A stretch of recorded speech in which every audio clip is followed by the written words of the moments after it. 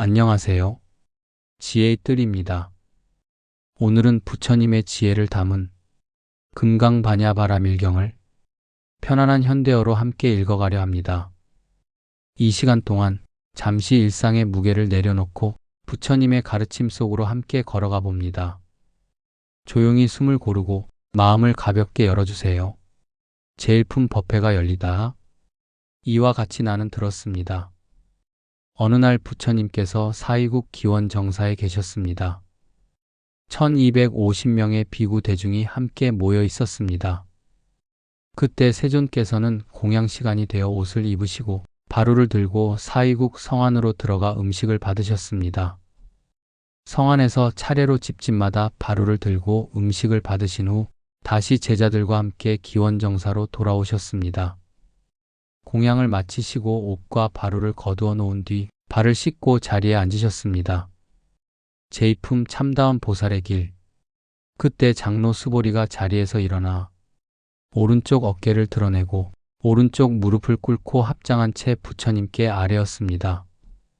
세존이시여, 착한 남자와 착한 여자가 최고의 깨달음을 얻으려 할 때 어떻게 마음을 다스리고 어떻게 머물러야 합니까?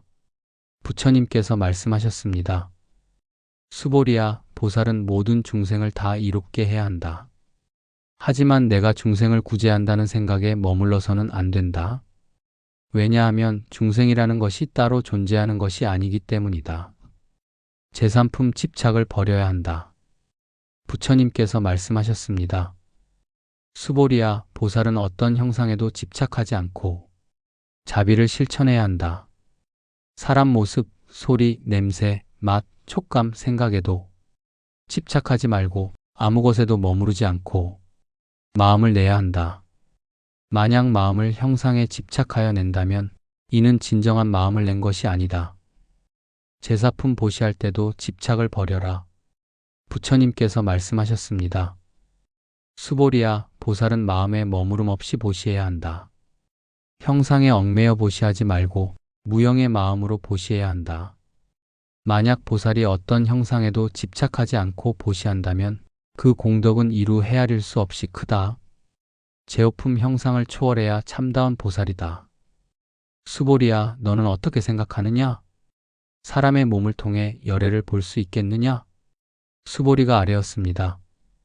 세존이시여, 아닙니다. 열애는 형상에 의해 볼 수 없습니다. 부처님께서 말씀하셨습니다. 참으로 그렇다. 형상으로 열애를 보려는 사람은 진정으로 열애를 본 것이 아니다. 열애는 형상에도 소리에도 의지하지 않는다. 제6품 바른 믿음. 부처님께서 말씀하셨습니다. 수보리야, 누군가 열애가 완전한 깨달음을 얻었다고 생각한다면 그는 진정으로 부처님을 이해한 것이 아니다. 열애는 어떤 법에도 의지하여 깨달음을 얻은 것이 아니다. 깨달음이란 집착함이 없이 그 어떤 것도 고정된 실체로 보지 않는 데 있다. 제7품 무아를 깨닫는 수행. 수보리야, 진정한 보살은 이렇게 생각해야 한다. 내가 모든 중생을 구제하리라. 하지만 나라는 생각, 중생이라는 생각, 생명이라는 생각, 개인이라는 생각조차 버려야 한다. 만약 보살이 이러한 집착을 갖고 있다면 그는 보살이 아니다. 제8품 진정한 깨달음. 수보리야, 내가 어떻게 생각하느냐? 열애가 깨달음을 얻었을 때 내가 깨달음을 얻었다고 스스로 생각했겠느냐? 수보리가 아뢰었습니다. 세존이시여, 아닙니다. 열애께서는 어떤 것도 집착함 없이 깨달음을 얻으셨습니다. 부처님께서 말씀하셨습니다. 옳다, 수보리야. 깨달음이란 얻은 것도 없고 고정된 실체도 없다. 제9품 크나큰 공덕. 수보리야, 만약 누군가 세상의 모든 보물을 모아 시방세계에 보시한다고 해도 또 다른 누군가는 금강경 한 구절을 듣고 믿으며 남에게 가르친다면 그 사람의 공덕이 훨씬 더 크다. 수보리가 말했습니다. 세존이시여, 참으로 그러합니다. 이 경을 믿고 받아들이는 것은 이루 말할 수 없이 큰 공덕입니다. 제10품 이름과 진실. 부처님께서 말씀하셨습니다. 수보리야, 어떤 이름이나 형상도 모두 허망한 것임을 알아야 한다. 이름에 집착하지 말고 형상에 머물지 말라. 만약 마음이 어떤 것도 붙잡지 않는다면 참다운 깨달음에 이르게 될 것이다. 제11품 드물고 귀한 가르침. 부처님께서 말씀하셨습니다. 수보리야, 이 경을 듣고 믿는 사람은 매우 드물다. 심지어 이 경을 받아들이는 것만으로도 그 사람은 이미 헤아릴 수 없는 폭덕을 얻는다. 이 가르침은 쉽지 않고 믿기도 어렵고 깨닫기도 어렵다. 제12품 참다운 자비의 실천. 수보리야, 진정한 보살은 이와 같이 생각해야 한다. 모든 중생을 다 구제하리라. 그러나 마음속에 너 중생이라는 생각이 없어야 한다. 어떤 차별심도 없이 모든 중생을 이롭게 하겠다는 다짐만 가져야 한다. 제13품 이름으로 보지 말라. 수보리야, 이 경의 이름을 금강바냐 바라밀이라 한다. 왜 금강이라 하는가? 금강처럼 모든 번뇌와 집착을 산산이 깨뜨리고 그 어떤 것도 꺾이지 않는 힘을 지녔기 때문이다. 이 경을 들은 이들은 모든 잘못된 생각을 끊고 진정한 지혜를 얻을 수 있다. 제14품 형상 너머의 진리. 수보리야, 너는 생각하느냐? 부처님은 아름다운 몸을 통해 보이는가? 수보리가 아뢰었습니다. 세존이시여, 아닙니다. 부처님은 형상으로 보이는 것이 아닙니다. 부처님께서 말씀하셨습니다. 그렇다. 형상으로 나를 보거나 소리로 나를 찾으려는 자는 결코 진정한 나를 볼 수 없다. 제15품 참된 청정. 수보리야, 진정으로 청정한 마음은 어떤 것도 더럽히지 않고 어떤 것에도 물들지 않는다. 이 마음은 형상에도 생각에도 머물지 않고 자유롭다.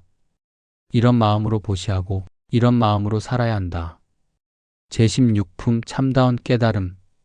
부처님께서 말씀하셨습니다. 수보리야, 보살은 어떤 상에도 머물지 않고 자비를 실천해야 한다. 어떤 법에도 집착하지 않고 어떤 형상에도 얽매이지 않아야 한다. 이렇게 모든 집착을 끊고 행하는 것이 참된 보살의 길이다. 제17품 업의 과보. 수보리야, 내가 어떻게 생각하느냐? 열애가 과거에 지은 업의 과보를 받았을까? 수보리가 아뢰었습니다. 세존이시여, 아닙니다. 열애는 모든 업과 과보에서 자유롭습니다. 부처님께서 말씀하셨습니다. 그렇다. 깨달음을 얻은 이는 과거의 업에 묶이지 않는다. 제18품 하나도 얻을 것이 없다. 수보리야, 진정한 깨달음은 얻은 것도 없고 얻을 것도 없다. 깨달음은 본래 있는 것이 아니라 집착하지 않음 속에서 드러난다. 그래서 참된 수행자는 무엇을 얻겠다는 마음조차 버려야 한다. 제19품 마음을 머무르게 하지 말라. 수보리야, 보살은 어디에도 머물지 않고 마음을 일으켜야 한다. 형상에 머물지 말고 소리에 머물지 말고 냄새, 맛, 촉감, 생각에도 머물지 말라. 이렇게 마음을 머물지 않게 하여 참된 마음을 얻는 것이다. 제20품 진정한 공덕. 수보리야, 어떤 이가 세상의 온갖 보물을 보시하더라도 이 금강경 한 구절을 듣고 이해하고 실천하는 사람의 공덕이 훨씬 더 크다.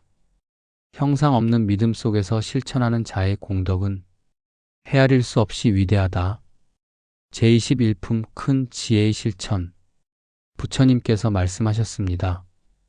수보리야, 어떤 사람에게 크고도 청정한 신심이 있어 이 경을 받아 지니고 읽고 외우며 남에게 전한다면 그 공덕은 말로 다할 수 없다. 이 경을 믿고 이해하고 실천하는 자는 참다운 지혜를 얻는다. 제22품 일체상이 허망하다. 수보리야, 모든 것은 형상으로 드러나지만 그 형상들은 모두 허망한 것이다. 모든 형상은 허망하다는 사실을 꿰뚫어 본다면 곧 열애를 보는 것이다. 제23품 청정한 행위. 수보리야, 보살은 다음과 같은 마음가짐을 가져야 한다. 나는 모든 중생을 제도하리라. 그러나 마음속에는 내가 제도했다는 생각조차 없어야 한다. 중생을 구제하되 구제했다는 마음조차 없을 때 그 행위는 참으로 청정하다. 제24품 형상에 머물지 않는 공덕. 수보리야, 누군가 보시를 하면서 형상에 집착하지 않는다면 그 공덕은 무한하고 헤아릴 수 없다.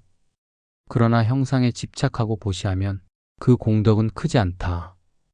형상을 떠나 모든 것을 행하는 것이 참된 보살의 길이다. 제25품 참된 믿음의 공덕.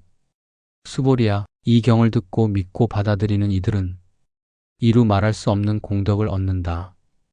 한순간이라도 이 경을 믿고 이해하는 마음이 있다면 그 사람은 참다운 깨달음에 이르는 씨앗을 심은 것이다. 제26품 진정한 설법. 부처님께서 말씀하셨습니다.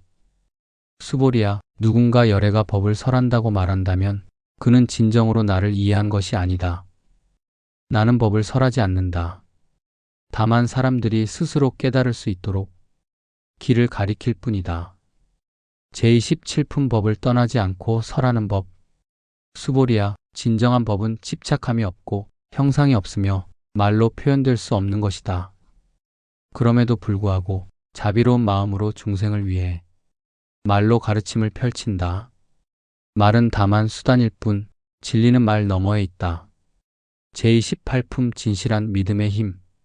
수보리야, 이 경을 듣고 믿으며 형상에 집착하지 않고 받아들일 수 있다면 그 사람은 참다운 믿음을 지닌 것이다.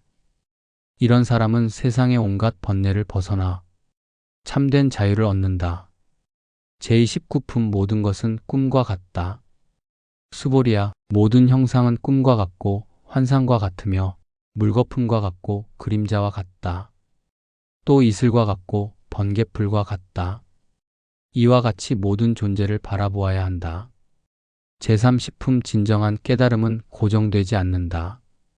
수보리야, 참다운 깨달음은 어떤 것도 고정된 실체로 보지 않는다.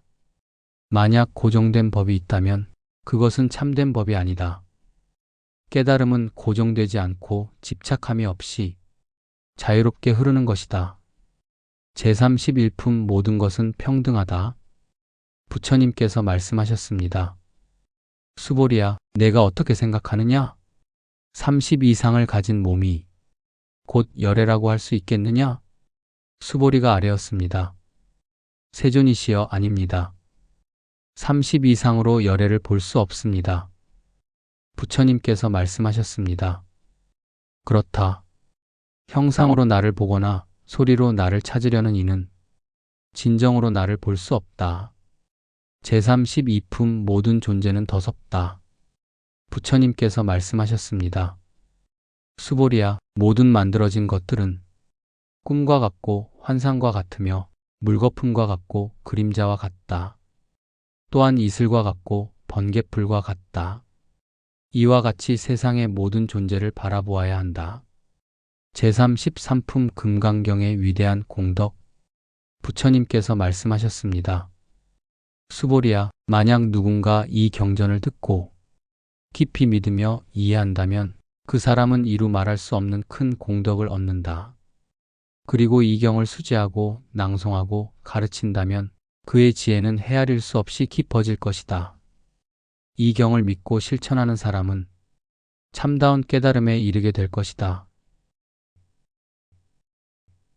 금강경의 말씀처럼 모든 것은 머물지 않고 흘러갑니다. 형상에 집착하지 않고 마음에 얽매이지 않고 자유롭고 맑은 삶을 향해 한 걸음 한 걸음 나아가시기를 바랍니다. 오늘도 함께 해주셔서 감사합니다. 지혜의 뜰 드림.